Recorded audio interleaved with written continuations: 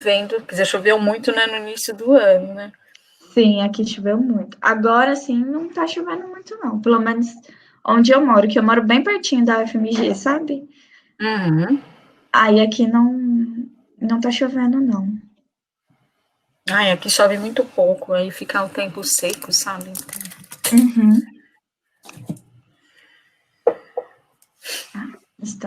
Então eu vou fazer uma apresentação rápida, tá, professora? Ok. E aí eu passo as palavras para você. Boa noite, gente. Espero que estejam todos bem, que estejam todo mundo se cuidando para não pegar o corona. Então, hoje a nossa live vai ser com a professora Ellen Casarim, referência na nossa área, sobre 10 lições sobre o usuário da informação.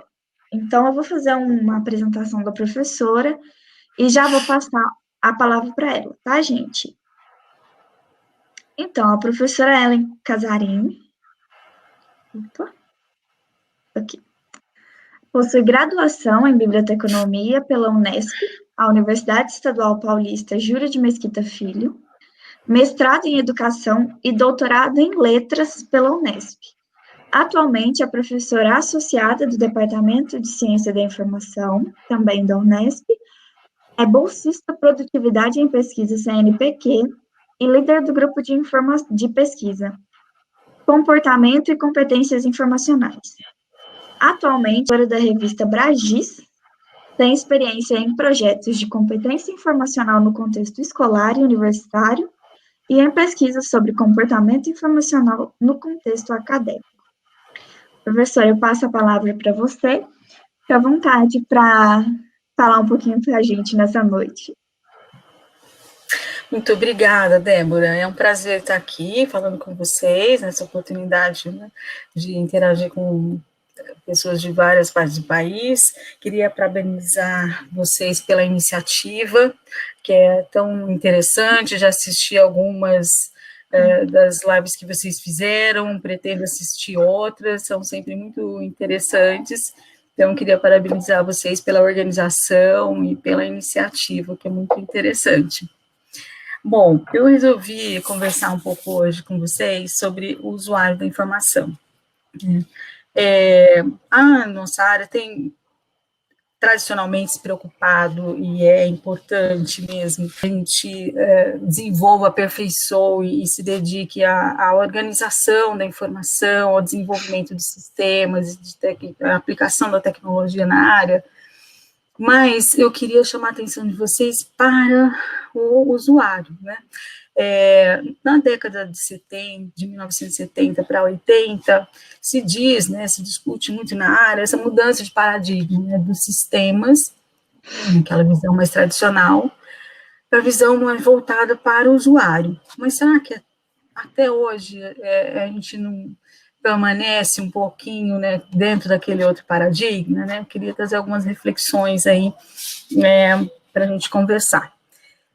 A professora Brenda Devin, que é uma referência, né, inclusive dessa transformação, dessa mudança de paradigma, ela tem um artigo de 1976 que ela fala sobre 10 princípios que ela questiona, são princípios que a área toma como sendo certos, importantes ou mesmo resolvidos, e ela questiona 10 pontos. Em 2016, o professor Donald Keyes retoma esses 10 pontos que ela levanta, né, que ela estabelece, e faz uma nova discussão, mostrando que vários daqueles pontos, se não todos, ainda são válidos, quer dizer, a área ainda precisa refletir um pouco a respeito deles. Então, eu retomei esses 10 pontos, e, enfim, é uma inspiração para a gente conversar, tá bom? Bom, o primeiro deles que de fato a gente conhece a respeito dos usuários, né? Se a gente pegar o currículo das escolas de biblioteconomia, qual o percentual ou quantas disciplinas são dedicadas aos usuários, né? Em geral, são poucas. Tem um levantamento, inclusive, da professora Fátima, que é da Universidade Federal do Ceará, que a tese dela foi sobre isso, né? Sobre as disciplinas que são dedicadas aos usuários. e a gente percebe que são poucas, né, como pode ter algumas exceções, eu conheço o currículo de todas as escolas atualmente, mas, em geral, não são muitas as disciplinas voltadas para o usuário, né, então, até que ponto a gente, de fato, conhece, né, e o que é abordado nessas disciplinas? Geralmente, dá uma visão geral dos tipos de usuário, né, usuário potencial, usuário real, usuário não usuário, né, até os termos que são utilizados para se referir, né, à pessoa que usa a informação, mas o conhecimento acumulado de pesquisas a respeito de diferentes tipos de usuário são pouco abordadas, ou, né, com algumas exceções, até porque nem tem tanta bibliografia a respeito disso no Brasil. Você tem bastante coisa na literatura internacional, mas na literatura nacional, não. Então, um primeiro questionamento que a gente pode fazer é até que ponto a gente conhece, de fato, os nossos usuários. Claro que não dá para generalizar, padronizar, mas, pelo menos um conhecimento básico a respeito de alguns tipos de usuário, e ser um convite, inclusive, para que outras pessoas venham se dedicar ao estudo dos diferentes grupos de usuário também, para que nos ajude a conhecê-los melhor, é importante. Por exemplo, como que o bibliotecário pode pensar em atender bem, em criar serviços, etc., para a criança, se pouco a gente conhece sobre as fases do desenvolvimento que ela normalmente passa, né? Como que ela adquire a leitura e a escrita, né? Como a gente pode pensar em atividade de leitura se a gente pouco conhece essas características básicas da criança? As pessoas podem questionar, mas cada criança é uma criança, tem contextos diferentes, mas algumas informações básicas, né, a gente precisa ter sobre esses diferentes grupos de usuário. Depois, sim, faz sentido a gente desenvolver um estudo específico para conhecer aquela comunidade. Mas sem esse conhecimento básico anterior, fica até difícil você desenvolver o estudo de usuário, né? Porque, na verdade, a gente vai começar a tentar levantar coisas básicas que a literatura já tem, enquanto que o que faz sentido, de fato, nos estudos de usuário da comunidade para a qual a gente está atendendo, é conhecer características específicas, né, daquele grupo, né? Então, o primeiro questionamento é justamente esse: o que sabemos e o que conhecemos, o que temos discutido a respeito dos usuários nos cursos, eu me refiro à graduação, mas após também, né, isso acontece, é comum. Outro aspecto levantado tanto pela professora Brenda Devin quanto pelo professor Donald Casey é que, em geral, as pesquisas se referem, ou a área se preocupa muito com aquelas buscas formais a respeito do usuário, né? Então, muitos dos estudos, a gente procura identificar como as pessoas buscam informação, quais são as fontes, né? De que modo ela busca a informação, e essa é aquela busca estruturada, aquela busca formal, né? Mas no dia a dia, as pessoas não buscam informação geralmente dessa forma. Esse tipo de busca é uma busca bastante específica em algumas situações ou em alguns contextos, né, o contexto que normalmente a gente trabalha mais no grupo, que é o contexto acadêmico, isso é frequente, mas no dia a dia das pessoas em geral, não é isso que acontece, né, e a gente pouco estuda, pouco se preocupa com essas buscas que as pessoas fazem, que pode ser uma busca não estruturada, em uma busca informal, né, como pode ser aquela busca que, na verdade, é uma atenção passiva, né, para usar uma terminologia aí do Tom Wilson, né? Quando a pessoa tem um interesse, uma predisposição para determinado assunto, e mesmo ela não estando procurando, quando ela se depara com uma informação que seja relevante, interessante, ela reconhece isso e pode guardar e, enfim, armazenar para um uso futuro ou um outro momento. Então, aquela ocasião em que a gente se depara com informação mesmo. Então, todos esses aspectos da busca da informação, como as pessoas buscam, é interessante que a gente conheça, né, e possa acompanhar, inclusive para pensar na formação do usuário, ou na forma como a gente vai atendê-lo, tá? Mas depois a gente pode retomar, enfim, o nosso bate-papo no final, para dar tempo aí de passar pelas 10. Outro aspecto importante que está relacionado com o item anterior, que são aquelas formas não estruturadas e não racionais de busca, é a interferência de alguns fatores que a gente também não conversa muito na academia, que são as emoções, né? A professora Carol Coutal foi uma das primeiras, né, que trouxeram esse aspecto aí para o processo de busca, né? Ela identificou em que, ao longo do processo de busca, principalmente aquela busca estruturada, as pessoas vão sofrendo a interferência das emoções, né, que vão fazer com que ela se sinta insegura ou se sinta mais confiante à medida que ela vai conhecendo melhor o assunto. E isso acontece também em todos os momentos. A busca, ela não é linear, né, e a emoção vai fazer parte dos elementos que vão interferir, eles podem tanto propiciar com que a pessoa tenha uma busca bem sucedida, como pode atrapalhar e às vezes até impedir que a pessoa avance e realize a sua própria busca. Tem uma autora chamada Hengstrom, uma europeia, se vocês quiserem posso passar a referência, ela faz um estudo bem detalhado sobre isso, inclusive traçando perfis, né, de pessoas que, dependendo do perfil psicológico, elas são pessoas que se dedicam mais à busca, que se empenham mais na realização da busca, e outras que, por suas características, entre outros fatores, elas preferem resolver rapidamente a sua necessidade informacional. Enfim, então, esse aspecto é interessante o bibliotecário saber, né? Nem todo mundo busca informação da mesma maneira, não só pelo tema, pelo assunto, pelo contexto, mas também por características psicológicas e a interferência das emoções. Nós vamos fazer alguma coisa em relação a isso? Então, como é que eu vou lidar com esse conhecimento? Como é que isso vai interferir no meu trabalho enquanto profissional? Não que você vá mudar nada disso, mas isso é importante, inclusive, para você compreender, né, a atitude das pessoas, a forma como eles buscam uma informação.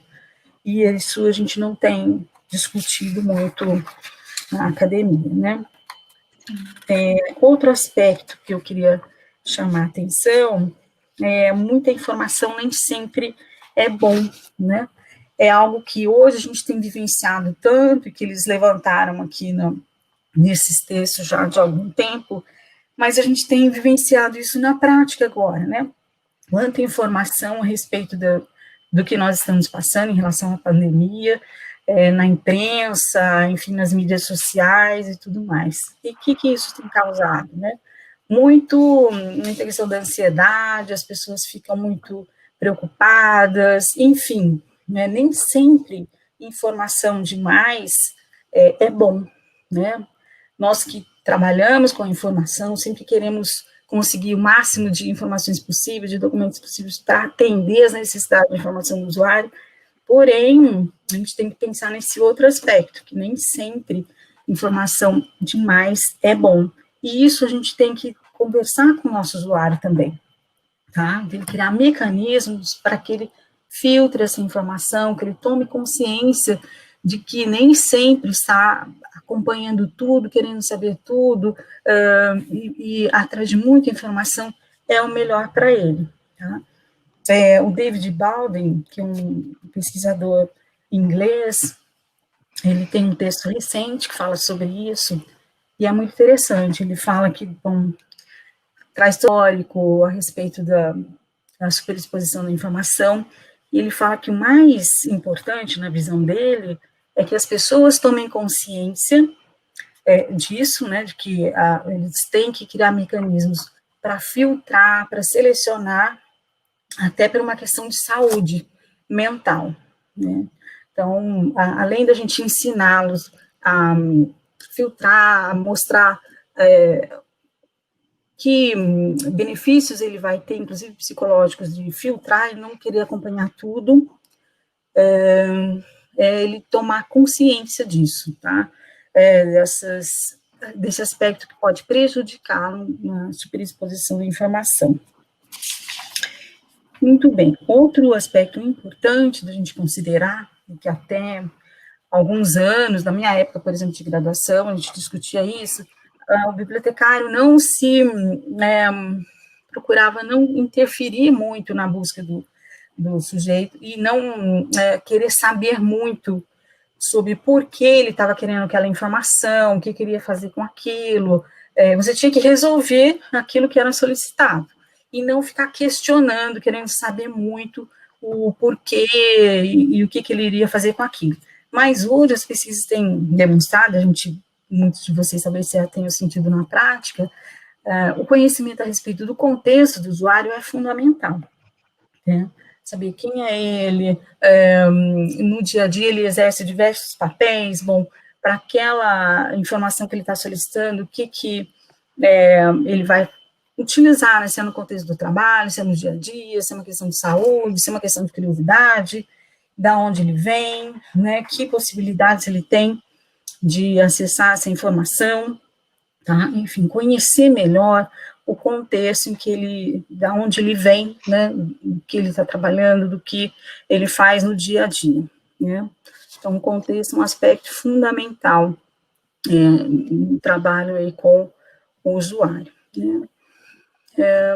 Outro aspecto importante é que nem sempre você resolve uma necessidade de informação com uma informação que a gente normalmente contém nas bibliotecas, arquivos e centros de documentação. Muitas vezes ele quer a informação já interpretada, né? Uma informação que não está pronta, e nem sempre a gente tem essa percepção, e quer atendê-lo com uma série de documentos, uma série de informações que tem na biblioteca, ou se sente frustrado porque a biblioteca não tem, né?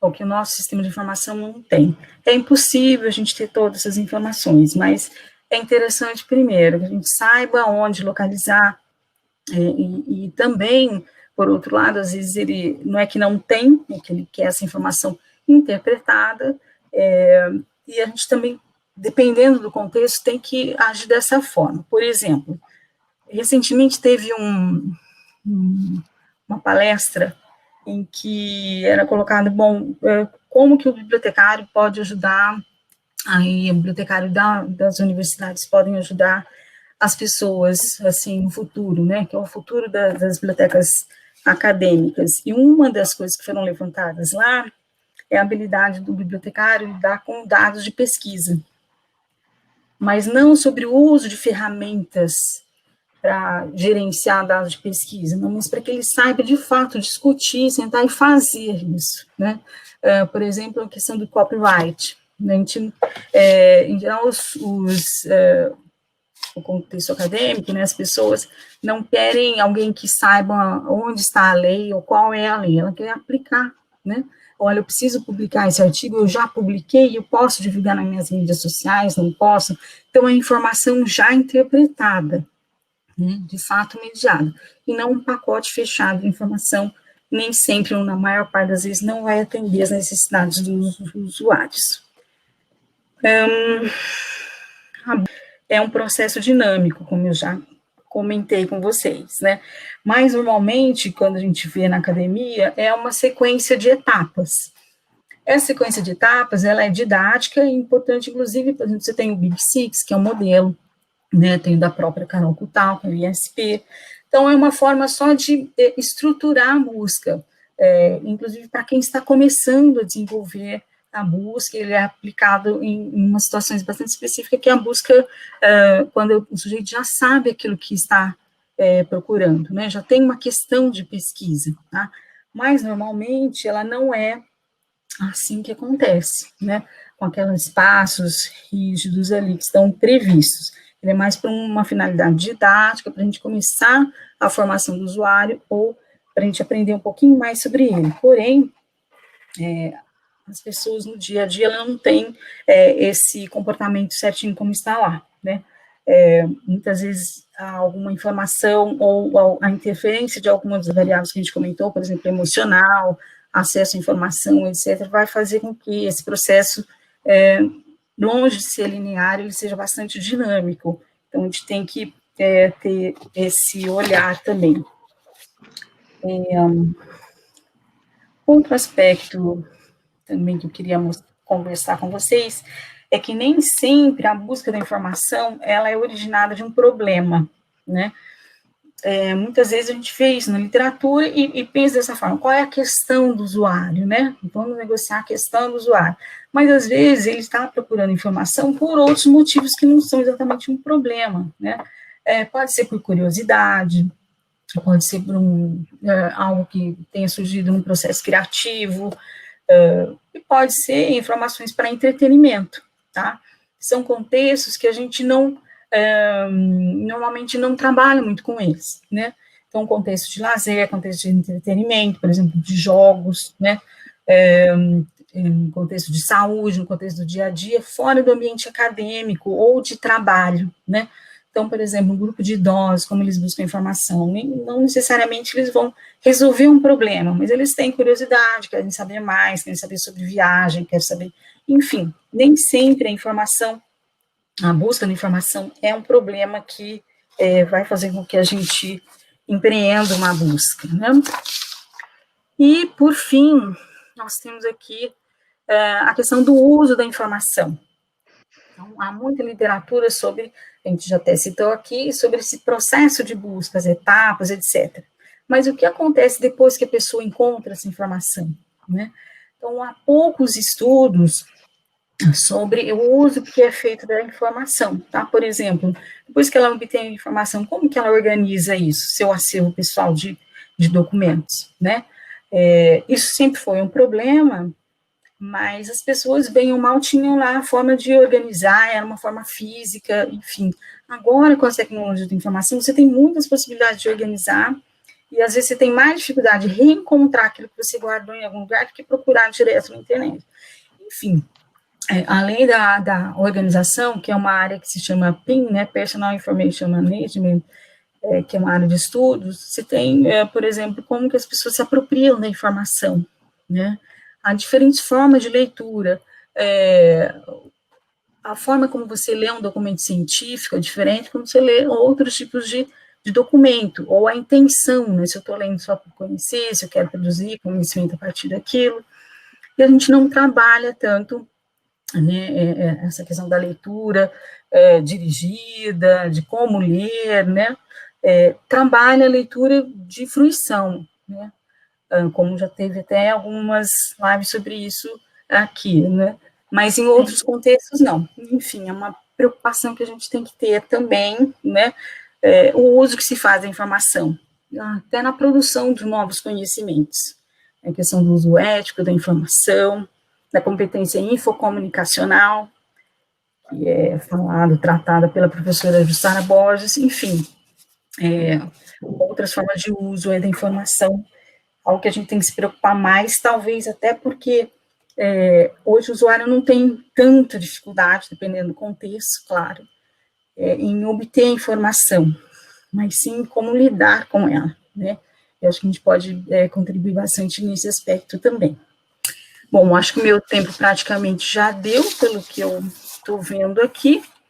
Eu agradeço mais uma vez a oportunidade e fico à disposição para a gente conversar agora e responder as perguntas. Prof, ainda não deu não, tem mais uns 8 minutos, se você quiser complementar. Bom, acho que a gente pode abrir para perguntas e a gente vai conversando. Professora, eu queria agradecer demais pelo aceite de ter participado dessa live. Lembrando que a gente está transmitindo nas 3 redes que a gente tem, no YouTube, no Instagram e no Facebook.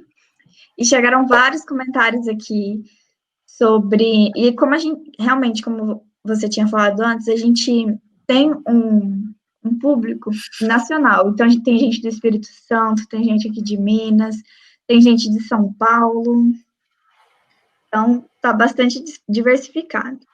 E uma das perguntas que tinha chegado aqui já nos comentários, da Ana Luísa Vilela, foi usuário ou consumidor de informações?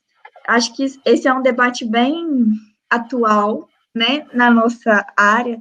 Não sei se você conhece a Kátia Lindemann, a bibliotecária que atua nas bibliotecas prisionais, né? Ela fala muito isso, de como a gente precisa mudar esse termo usuário, de como às vezes o usuário não pega bem para o usuário, né? Às vezes ele se sente estigmatizado por alguma coisa. Aí seria isso. O que que você acha? Consumidor de informação, usuário? Essa questão da terminologia, ela há muito, né, vem sendo discutida pela área, a gente não conseguiu chegar num consenso. Eu acho que entre nós, entre as pessoas que são da área, eu acho que quando a gente fala usuário, a gente sabe do que se trata, né? Então, acho que é um termo importante.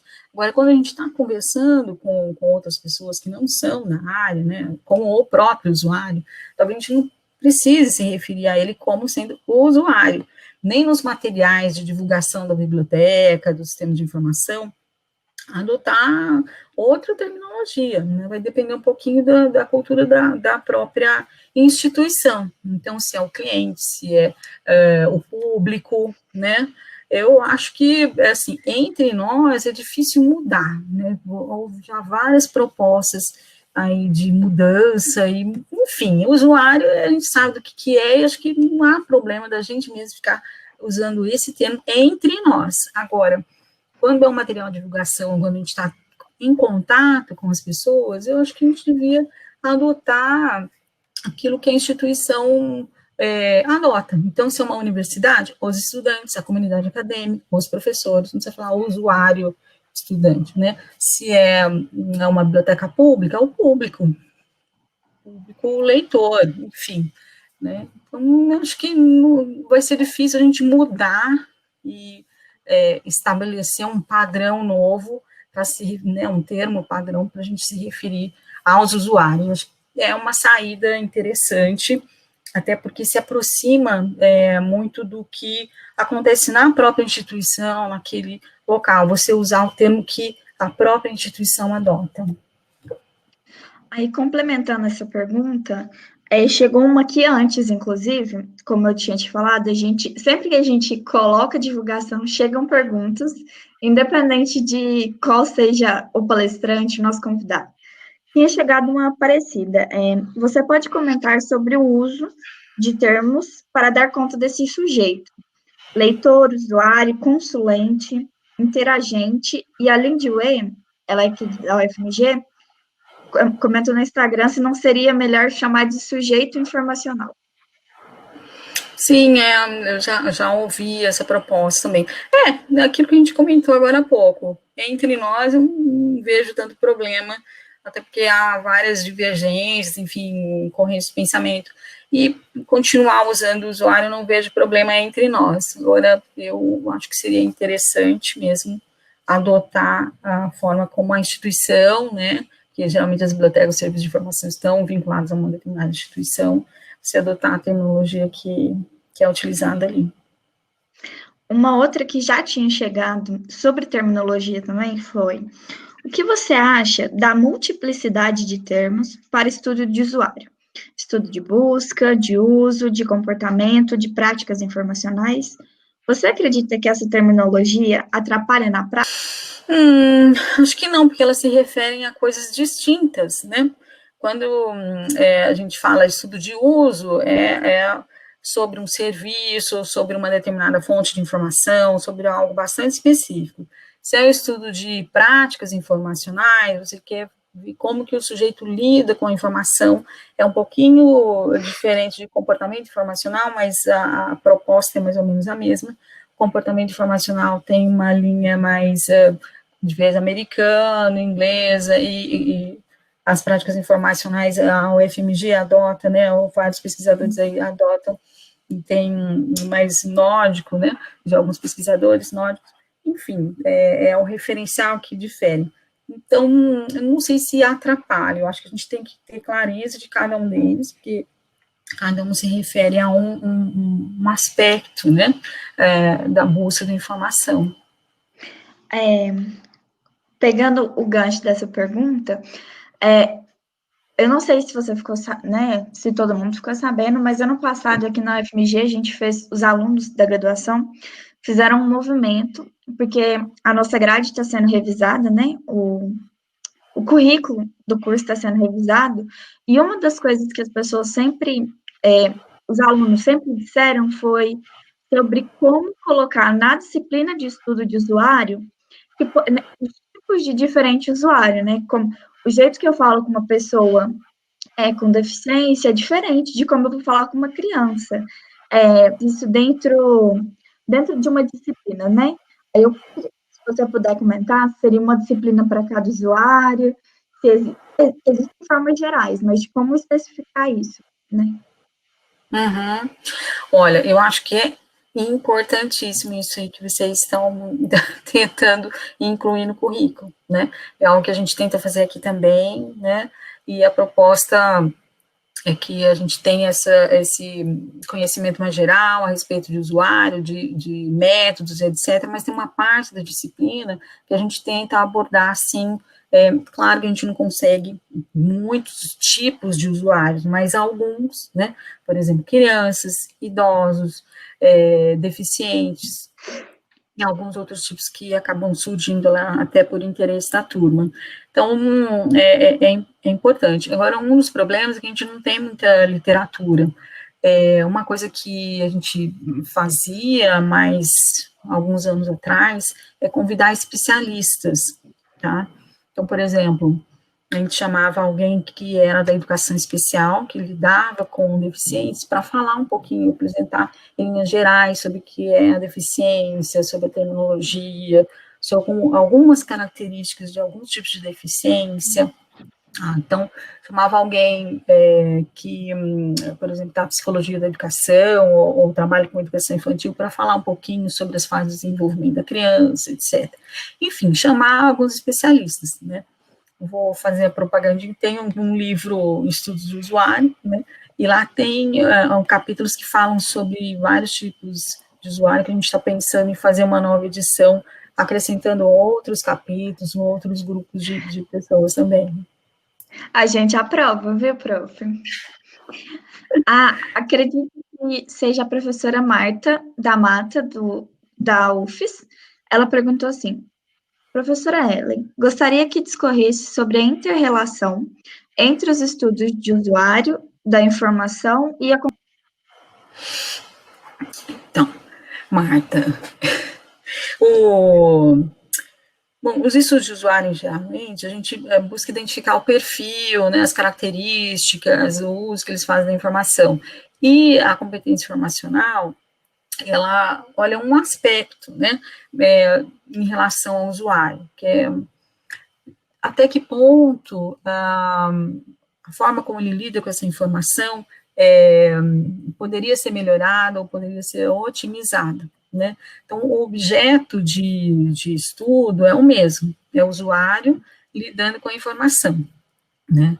Mas, por um lado, que são as pesquisas mais até voltadas para o comportamento informacional, a gente traça o perfil, conhece um pouco melhor as características desses grupos, né, e como eles lidam com a informação. E a competência informacional, ela já tem um outro olhar para o mesmo objeto, que é como a gente pode ajudar o usuário para que ele faça essa busca, que ele lide melhor com a informação, né, com a produção de conhecimento, com a organização de seus materiais, enfim, ele otimiza esse processo. Vou fazer uma que chegou antes. Qual o melhor método de estudo de usuários para atender às necessidades nesse momento com as bibliotecas fechadas? Melhor método de estudo de usuário? Bom, vai ter que ser um método indireto, né? E, enfim, o método, ele depende muito daquilo que eu quero saber, né? Depende também do grupo que eu quero estudar. Então, não adianta fazer um questionário muito bem elaborado, muito bem feito, se ele não consegue atingir o meu público. Por exemplo, no ano passado, nós tivemos 2 experiências de fazer um questionário online, tentando aplicar via Facebook, né, e com públicos distintos, e a adesão, né, a resposta foi bem abaixo daquilo que a gente esperava. Um público era bem característico do Facebook, já não tanto, porque Facebook para os mais novos já nem existe mais, né? Mas, enfim, já foi há algum tempinho e houve uma baixa adesão, né? E agora, mais recentemente, a gente entrou em comunidades de idosos, tá? Porque eles ainda gostam do Facebook, porque tem contato com, enfim, com outros, com familiares, etc, etc. E mesmo lá, a gente está tendo dificuldade de retorno. Então, assim, não existe o método ideal. Você tem que analisar o grupo, né, os seus objetivos para verificar qual que melhor se adequa para o seu público. Mas agora, de qualquer forma, vai ter que ser de forma indireta, né? Você tem que procurar os canais aí para chegar até o seu público. E a forma como se chega até eles também, né, é muito importante. Isso casa com uma pergunta que chegou lá no YouTube, que é como você aconselha a realização de um estudo de usuário com toda a comunidade de estudantes de uma universidade? Bom, não dá para fazer de forma direta, né? Ou seja, perguntar para cada um deles, né? Então, a gente vai ter que fazer ou por amostragem, né? Ou de forma censitária, ou seja, para todo mundo, que até seria o ideal, né?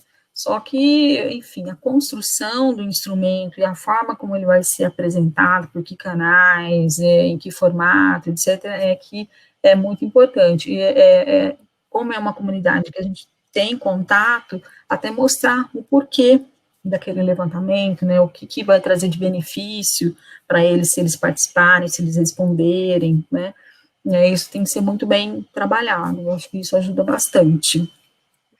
Acho que um dos exemplos desses questionários com a universidade foi o que aconteceu agora, né, que muitas universidades fizeram um estudo para ver se iam, né, essa questão da volta às aulas, né, e isso casa muito com o que você falou, prof, sobre as emoções, os sentimentos, que muitos questionários que a gente via não levavam em conta a saúde mental das pessoas nessa quarentena, né, nesse isolamento. Pessoas que, aqui na UFMG, por exemplo, a gente tem a moradia estudantil, então pessoas que às vezes não foram para casa e estão preocupadas de não conseguir ir por causa de toda essa mudança, né, de toda essa dinâmica. Então, isso é uma coisa que a gente tem que pensar muito, né, prof? Sem dúvida. Esse componente emocional, a gente é muito focado e tem que ser essa preocupação com a objetividade da pesquisa, né, com o cuidado metodológico, mas a gente não pode se esquecer também desses aspectos emocionais, né, afinal a gente está lidando com pessoas, então isso é fundamental. E como isso afeta diretamente na resposta que ele vai te dar, né? Então, na adesão e no tipo de resposta, sem dúvida. Vou fazer uma que chegou aqui antes. Professora, você acredita que falta conhecimento de marketing e de psicologia para os bibliotecários aplicarem estudo de usuários mais profundos? Eu acredito que sim. Acho que seria bem interessante, né? O marketing tem enfim, já conhecimento produzido sobre pesquisa de público, né? Pesquisa de mercado, que acho que a gente poderia aproveitar, né?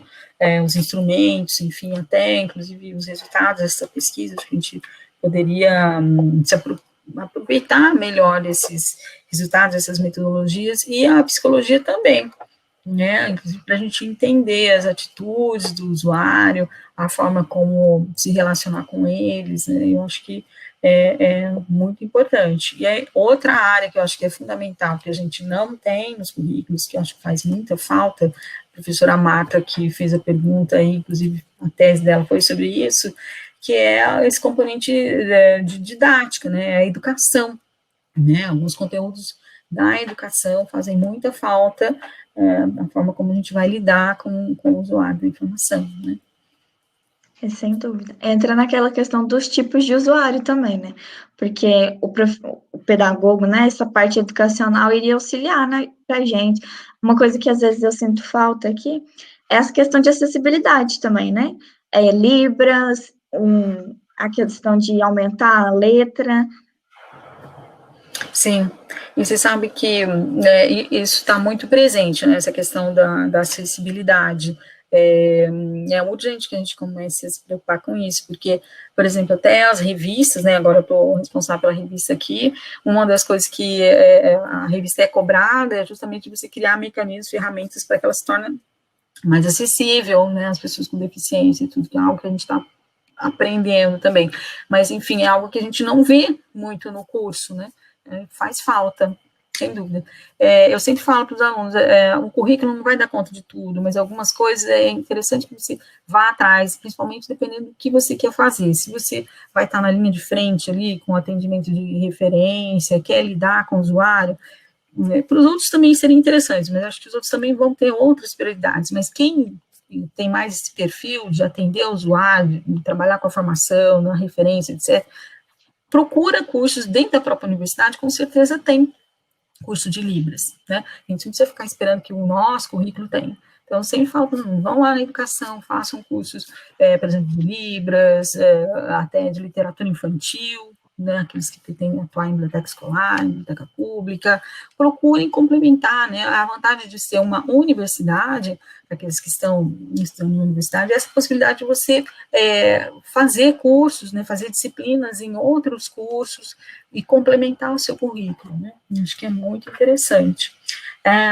Nessa questão da educação, que a gente estava falando antes, ela vai ser importante para o contexto educacional, universitário, mas até em empresas, né, em alguns momentos você pode ter que ajudar né, as pessoas que trabalham ali a lidar com as fontes de informação, etc, etc. Então, esse componente curricular, eu acho que ele é muito interessante e ele cabe em qualquer campo de atuação. É claro que nas instituições de ensino você vai ter que lidar com isso de uma forma mais cotidiana, mas em outros locais também, assim, que realmente faz bastante falta. Inclusive, eu estou vendo que tinha chegado uma questão aqui anterior à live, exatamente perguntando isso, de como fazer estudo de usuário em ambientes privados e não só em bibliotecas. Então, depende do que ele entende como ambientes privados, né? O que será que ele quis dizer? Uma empresa? Porque a gente... mas vamos considerar como uma empresa. Então, porque o ideal, inclusive, é que a gente não fique preso àqueles que usam a biblioteca ou o seu sistema de informação. Porque você vai estar vendo ali, ou conhecendo um pouco melhor um perfil daquelas pessoas que já estão indo ali fazendo uso dos seus serviços. Então, o ideal é que a gente eleja grupos ou comunidades, né, e não exatamente usuários, né, que usuários se atende uma parcela daquela população, né, usando uma terminologia aí mais técnica, seus usuários potenciais, né, usuários potenciais é um grupo bem mais amplo do que aquele que de fato faz o uso da biblioteca, que são os usuários reais. Então, se ao invés de você se preocupar com o usuário real, mas pensar na sua comunidade, eu acho que a gente vai ter uma visão melhor do grupo, mesmo que a gente não consiga falar com todo mundo, mas uma amostragem da comunidade e não de quem é usuário. E isso é muito interessante, identificar essas comunidades, por exemplo, uma biblioteca pública, ela vai atender a diferentes comunidades, né? Então, você identificar quais são elas, quem que você poderia conhecer melhor, talvez você não consiga tudo de uma vez, mas estudar uma, depois outra, enfim, vai conhecendo melhor esses grupos. Agora, numa empresa, enfim, dificilmente eles vão abrir para você, né? Eles preferem, depende um pouco do perfil da empresa, né, mas em geral eles querem alguma coisa que possa reverter para eles mesmos, né, ou, enfim, algo para você extrair informações ali para divulgar, então eles são meio fechados, então é mais difícil. Mas pode acontecer, né, até a forma como você vai abordar, por exemplo, uma vez a gente fez um trabalho aqui em Marília com as empresas aqui tem muita empresa alimentícia, né, nós fizemos um levantamento aqui de fontes de informação utilizada pelos gestores, e uma das coisas que a gente percebeu é que eles esperavam de quem, inclusive, estava ali fazendo a coleta de dados e tudo, que tivesse, inclusive, uma linguagem mais próxima deles. Então, se você quer trabalhar ou atuar, ou, inclusive pesquisar numa área mais empresarial, privada, é importante, por exemplo, que você acompanhe o noticiário econômico, sabe? Que você se aproprie daquele linguajar, da forma como eles falam no dia a dia, né? Inclusive para você dialogar. Da mesma forma que quem quer atuar num contexto mais educacional, é importante que se aproprie dos jargões, dos conceitos da área educacional. Então, você tem que saber o que é um BNCC, né? O que é a Base Nacional Comum Curricular, como é que se faz um plano de aula, como é que se faz planejamento, tudo isso, né? E quem quer atuar no mercado também tem que conhecer um pouquinho do mercado e da linguagem, né? Inclusive para poder chegar até eles e manter um diálogo. O que a gente teve uma convidada, a Paula, que hoje ela trabalha na Nubank. Ela tem aquela área de UX, né, que é User Experience, que eu acho que é bem casado com o estudo de usuário, né? Não, a pessoa não vai fazer uma pesquisa tão estruturada igual que a gente aprende na faculdade, mas ela vai pegar esses dados da pessoa, né, do cliente, para transformar em algum produto, em algum dado para a empresa, não é? Uhum. A User Experience, a professora Silvana Vidotti, que é daqui de Marília, enfim, que é a referência que eu me lembro agora, que trabalha nessa área, mas muitas das pesquisas desse tipo, eles estão, né, preocupados como é que é a experiência, a visão dele, né, do usuário, em relação ao produto, a um serviço, né, os trabalhos que eu vi até agora. Então, você apresenta ou coloca o sujeito numa situação em que ele vai manipular, vai manusear, vai utilizar aquele produto, aquele serviço, e você vai ver a opinião dele, a opinião e como ele interagiu, né, com aquele produto, aquele serviço. Então, é uma outra forma de você estudar o usuário também. Aqui tem vários comentários pedindo depois para mencionar alguns livros sobre estudo de usuário. Tem o Pedro Pereira, o Almeida. Então, depois, se você puder estar mandando uma bibliografia, referência que a gente divulga para as pessoas. A gente está sempre divulgando no nosso Instagram as referências que os professores e os convidados passam para a gente. Sim. Marcos Gomes, no Instagram, perguntou: você concorda que temos muita teoria, mas pouca prática com relação ao desenvolvimento de estudo de usuário? Sim, na verdade, eu acho que há vários modelos, há várias teorias mesmo, mas eu não sei até que ponto a gente, de fato, faz uso delas, né? E quando, no dia a dia, né, o bibliotecário que está ali na linha de frente ali das bibliotecas, etc., nem sempre ele tem um tempo, recursos, etc., disponíveis para fazer uma pesquisa, assim, mais aprofundada, mais detalhada, enfim, eu acho que ele sente essa dificuldade. Eu acho que talvez falte a gente entender melhor o que tem na teoria, por exemplo, essa ideia de você, né, e não só aquilo que está sendo utilizado, talvez um olhar para essas teorias e eu acho que falta um pouco. Então, a gente vê sempre assim, o que é o usuário real potencial e tananã, e quais são as técnicas de coleta de dados, né? Então, assim, isso é insuficiente. Eu acho que tem muito material produzido, aliás, é uma crítica que a área é apontada pela própria área, né, que há muita produção de conhecimento, só que ela fica no âmbito acadêmico, tá? E é difícil o resultado dessas pesquisas ter um impacto lá no cotidiano das bibliotecas. Acho que falta isso. Então, você tem muito material produzido, o que falta é a gente transformar esse material para que ele chegue até lá, porque para o bibliotecário, no dia a dia, ele desenvolver esses estudos mais elaborados, nem sempre ele tem recursos e disposição, etc, etc.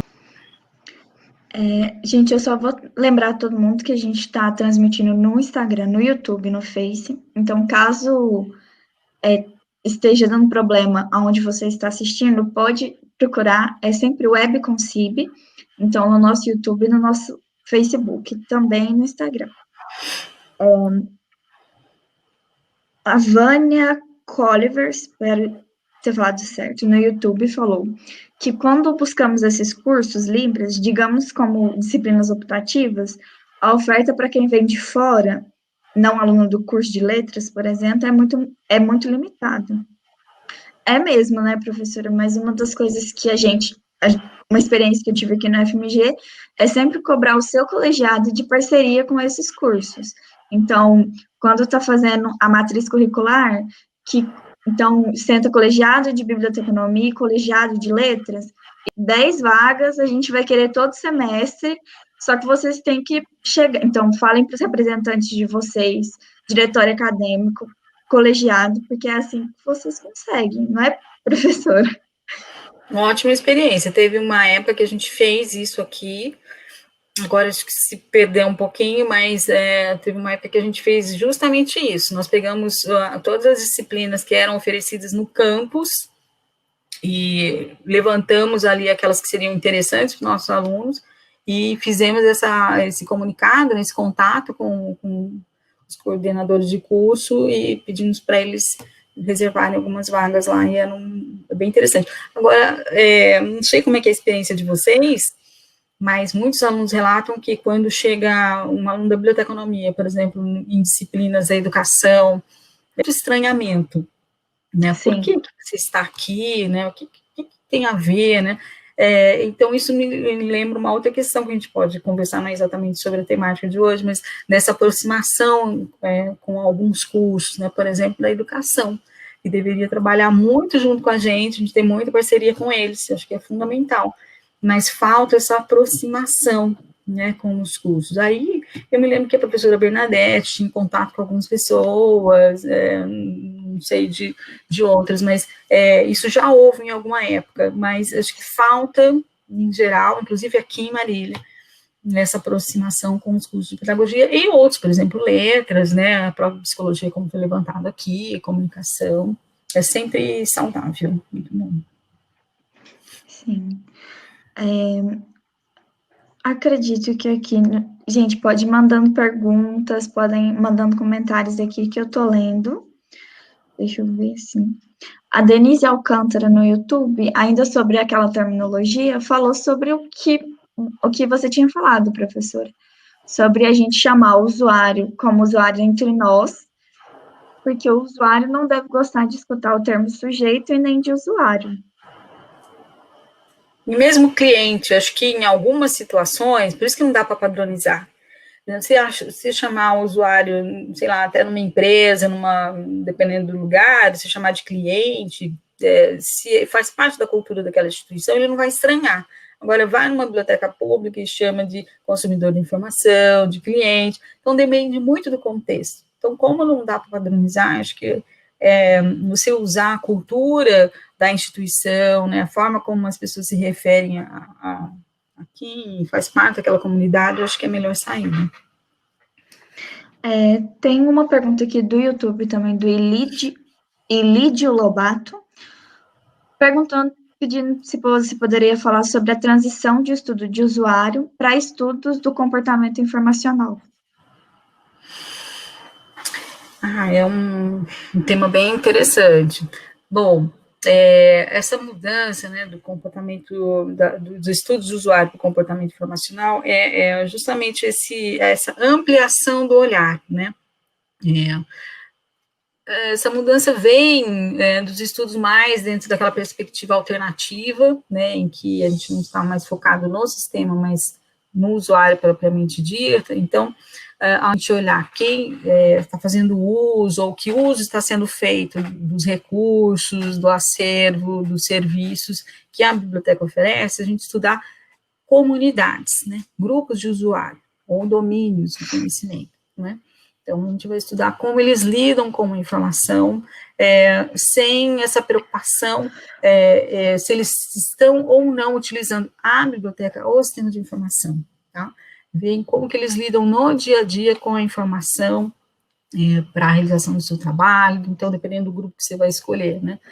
Se é um grupo acadêmico, se é um grupo, se são mães, se são pacientes de determinado serviço de saúde, enfim, você eleger comunidades e fazer o estudo de como essas comunidades lidam com a informação. Essa é a diferença entre os estudos de usuários, então, usuários do que? Geralmente da biblioteca, por mais que a gente chama de informação, então, os estudos que se chamam estudo de usuário, né, geralmente eles estão vinculados a uma determinada biblioteca.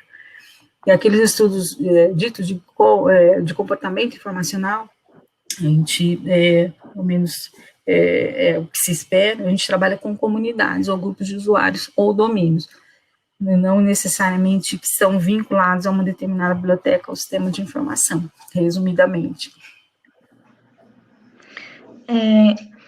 Acho que não tem mais nenhuma pergunta aqui por enquanto. Queria te agradecer, professora, já vou encaminhando aqui para o final, porque a gente já está dando 1 hora.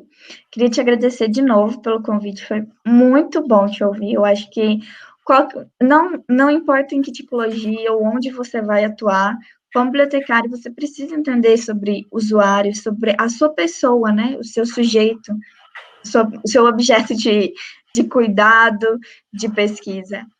Então, eu queria te agradecer mais uma vez, queria agradecer todo mundo que assistiu, que está assistindo a gente. Lembrando que essa live vai ficar salva no YouTube. E eu devolvo para você, professora. Deixa eu lembrar. Amanhã a gente tem uma live com a professora Cristina Ortega, aqui da FMG, sobre ciência da informação. Sem informação, desinformação. Ai, meu Deus, não está abrindo aqui. Então, convido todo mundo amanhã para a gente ouvir a professora Cristina Ortega, também uma referência maravilhosa, e devolvo para você, professora, para suas considerações finais e a sua mensagem para quem está te assistindo e quem vai te assistir.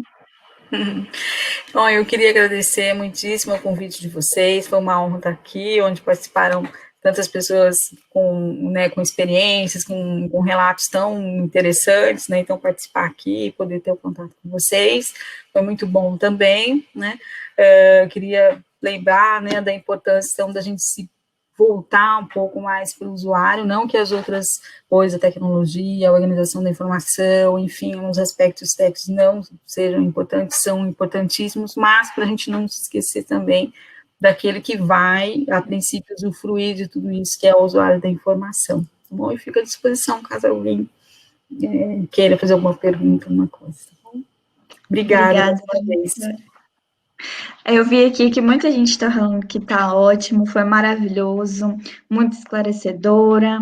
Então, eu acho que é isso. Ganhou vários fãs, professora. E eu venho lembrar... Parabéns, mais uma vez. Que a gente tem... Obrigada, professora. Quero lembrar também que a gente tem um blog, o Informapédia, então vocês podem estar acessando.